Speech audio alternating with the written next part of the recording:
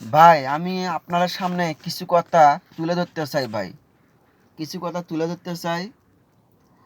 আমি 99 টাকা দিয়ে আমি 6 জিবি এমবি কিনছিলাম। 6 জিবি এমবি কিনছি, আমার মেয়াদ দিছে 3 দিন।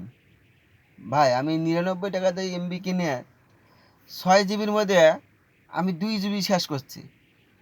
আর 4 জিবি এরা কী করলো, কাটে নিয়ে নিল। 3 দিন মেয়াদ দিছিল, 3 দিনের মধ্যে এরা কাটে নিয়ে রাখলো। এই যে আমাদের লস, আমরা যে টাকাটা ঢুকালাম, টাকা ঢুকাতে আমাদের লসটা হলো 4 জিবি এমবি কাটে নিয়ে নিল এরা। এরা 3 দিনের মেয়াদ দিয়ে এরা এই যে আমরা ব্ল্যাকমেল করে টাকা কাটে নিল। তো ভাই এটা এখন আপনারাই বলেন কি করান যায়।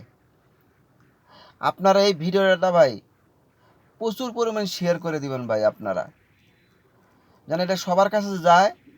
যাওয়ার কারণে ভাই এইভাবে তো দেখেন ভাই, আপনারাও এই ঢোকার পাল্লায় পড়ে যান গা। আপনাদের ঢোকার পাল্লায় পড়ে যান গা। কেন ভাই, এটা তো লস। কেন আনলিমিটেড থাকবো, আমার এমবি আমি যতক্ষণ পারি ততক্ষণ আমি ইউজ করবো। 1 দিন যাক, 3 দিন যাক, 5 দিন যাক, 10 দিন যাক, আমার এমবি আমি ইউজ করব।